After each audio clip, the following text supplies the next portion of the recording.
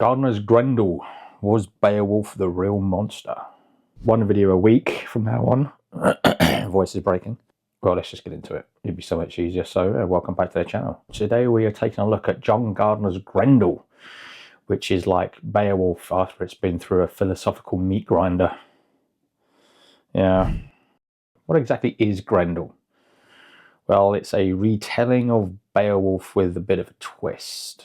Imagine Beowulf, but instead of hearing the heroic story from Beowulf and his mates, we get the whole thing from Grendel's perspective. The so-called monster. So-called monster. Terrorized the place for 12 years. 8 people. So-called monster. I'm all for different perspectives, so let's give this a go and try to be less cynical and sarcastic about it. So in Beowulf, Grendel is a one-dimensional descendant of Cain, the ultimate evil. When we are told he walks with the giants, which would refer to Jotunheim or the Jotun, I believe, in Norse mythology. Bad guys, basically. Anyway. But Gardner wanted to see what would happen if we'd looked at the whole thing from Grendel's point of view. And suddenly, he's no longer some mindless force of destruction. So, I mean, when you look at something from... We get some descriptions and we get some action with Grendel. We don't get a huge amount of personality. So, looking at it from a different perspective, like Grendel's perspective, you can pretty much just add whatever you want. And there's a piece at the end of this video which falls into that, which we'll get to. Instead, he becomes this complex character. He has thoughts and feelings and a crippling existential crisis. It forces us to think about perspective. I need to sneeze. No, I don't. This whole thing hinges on perspective. In Beowulf, Grendel's a dehumanized other, but Gardner gives him a voice. We're inside the monster's head, experiencing his emotions, seeing the world through his eyes. You start to realize he might not be so monstrous after all. At the very least, a monster created by circumstance. It raises all sorts of questions. Is evil inherited, or is it something that's imposed? Is Grendel a villain or just a product of a shitty situation? This is exactly what Gardner wants us to think about. I mean, did anyone force him to attack Heorot and eat people? Or did he do it because that's what was expected of him, because of his circumstances? If you think I'm a monster, I might as well go be a monster. Gardner wasn't content with just retelling a story, though. He had to drag in some philosophy. Throughout the novel, Grendel wrestles with all of these classic existential questions. What is the meaning of life? Is there any point to anything? Do we actually have any free will? Free will? Go again. Do we have any free will? Or are we just puppets made to dance? So this is again a point where there is no indication whatsoever that Grendel and Grendel's mother knew the dragon. And the dragon takes place in a time period 50 years on, where he's literally been sleeping for fuck knows how long in a barrow.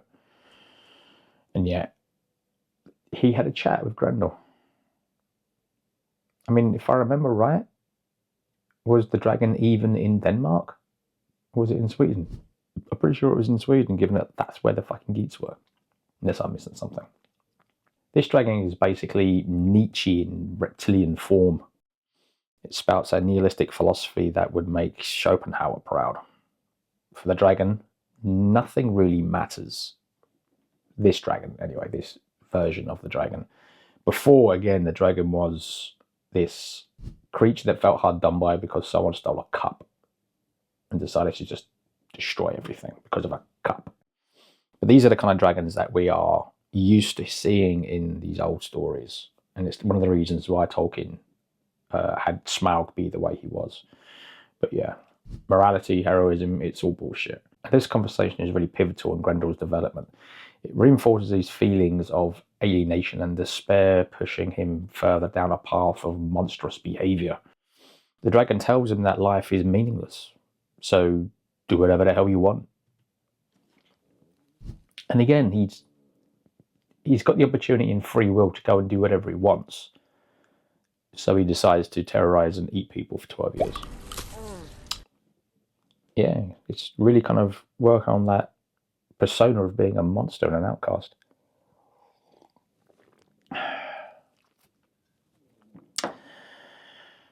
But, if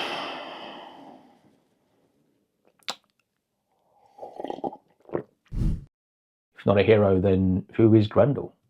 Who would ever even think of Grendel as being a hero? Even from the perspective of Grendel, would you consider Grendel being the hero? Because the last time I checked, heroes don't go around terrorizing people for 12 years and eating them. Let's talk about heroism anyway. Beowulf is the ultimate hero, strong, courageous, saves the day. But Grendel asks, is this heroism all it's cracked up to be? Yes. I mean, really should throw up on the screen right now what the definition of heroism is. Gardner introduces this character, the Shaper, a storyteller who basically creates the heroic narrative. Grendel realizes that these stories are just constructs designed to impose order and meaning in a chaotic world. This forces us, the reader, to question the nature of heroism. Are these heroes genuinely noble, or are they just products of a well-crafted propaganda? Because that never happens, not even today. Yeah. Are we too quick to blindly accept the stories we're told? I think in this day and age, a lot of people are. And it's not just heroes that get a kicking in Grendel's book, it's everyone. In Beowulf, the Danes are seen as the good guys, under constant attack by the evil Grendel. But in Grendel, we see a more complex picture. Humans are violent, expansionist, and often hypocritical. You could say that that's how Gardner depicts humans, but that's how they were back in those days. I mean, most humans back in those days, most empires were expansionist. Why do you think that the Jutes and the Saxons and who else was it? The Angles came to Britain? They wanted more. Even the Vikings, to some degree, wanted not just to rape and pillage their way through Europe, they wanted to settle down in other places, which is why they came to England and Ireland and Iceland and France. Hrothgar's kingdom isn't this perfect, ordered society. It's built on conquest and bloodshed, which he pretty much defines at the beginning of Beowulf. Pretty sure, if I remember right. Grendel sees all this, and it fuels his cynicism even further. I mean, he's not seeing anything new. We already knew this from the poem itself. Gardner isn't really introducing anything except some wishy-washy, misunderstood bad guy thing. It's almost like Gardner is saying that these guys are no better than Grendel. I mean, sure, they raped and pillaged their way through Europe and Northern Europe and the British Isles, and it's like, yes, we know. You're just allowing your monster to see it and then think, oh, look, they're just as bad as me. They didn't eat people, though. This is apparently where the book gets really interesting. Gardner doesn't just give him a voice, he gives him a soul. He's not just a monster, he's a being who craves understanding, connection, maybe even a little bit of love. Shouldn't he get that from his mother? I mean, we've mentioned in the past that Grendel's mother is not a good parent at all, by any stretch of the imagination. Nature versus nurture. What do you think? Is Grendel evil because his mother made him that way, or is he evil because he was born that way? Which could be the same thing. His attacks on Hera aren't just random acts of violence, they're desperate attempts to find meaning, to define himself in a world that seems utterly meaningless. Right. Desperate attempt to find meaning. To define himself by terrorizing people for 12 years and eating them. And you wonder why they call you a monster. Because that's the meaning you're looking for. He lashes out because he doesn't know what else to do. maybe don't go there. So it's like you're bored and you're sitting in your cave and you're bored, so you decide to go and eat people, and you wonder why you're called a monster. It's almost like he created the ideology of the ideology. It's like almost like he created his own persona, his own monstrous persona. The reason why everyone thinks he's a monster is not only because he looks like one, but because he behaves like one. You know? Now he's isolated and confused. He's isolated and confused, so he eats people. I mean, I should really get this book and read it, because I kind of feel like it's a bunch of wishy-washy bullshit. Even the final battle with Beowulf isn't what it seems, apparently. It's not just good versus evil. It's a combination of Beowulf's existential crisis. He's trying to find meaning in life, so he eats people. I keep saying this, but it keeps on coming up. Beowulf almost appears as an unstoppable force, a symbol of the brutal, indifferent universe that Grendel has been desperately trying to deny. Grendel isn't just defeated, he is overwhelmed by the absurdity of existence. Oh my god. Wow. Gardner actually wrote that.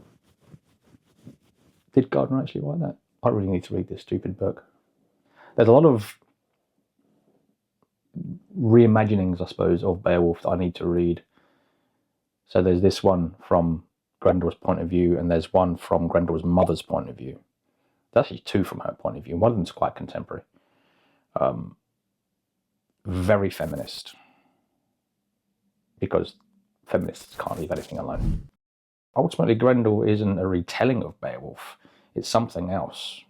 Gardner asks us to question everything we thought we knew about heroism, civilization, and the nature of good and evil. By giving the monster a voice, he makes us confront our own assumptions and maybe even see the world in a slightly different light. It challenges us to empathize with the outcast, to question authority, and to think for ourselves, which, let's be honest, is pretty fucking important, especially in this day and age. But sometimes, in the words of, especially in this day and age, all the shit that's going on throughout the world, of all these wars, and we seem to only be getting perspectives from one side. We need to understand both sides of a conflict. If you don't understand both sides of a conflict, then you don't understand the conflict. If you know what I mean. Seeing a conflict from one perspective doesn't mean shit. All you do is you just compound the information and the hatred you have with the other side. It's like, maybe learn what these guys are going through. And maybe that's what this book's about. Maybe this book is about trying to see from a different viewpoint what the Danes were like from the perspective of one of their victims, ultimately. But you know. Because sometimes it just comes down to a very simple fact. And then in the words of Bronn of the Blackwater. You think dipping his wick will cure what ails him? There's no cure for being a con. So, there you are. A philosophical look from Grendel's perspective. So if you have actually read Gardner's Grendel, let me know what you think in the comments, and should I in fact get a copy and give it a read? Do you sympathize with the monster? Probably not. Or do you think Beowulf was right all along? Anyway, happy Fridays. Don't forget to subscribe if you're not subscribed. Like the video if you like the video, and I'll see you guys next week. Fridays from now on. We'll see how that goes. Audio off.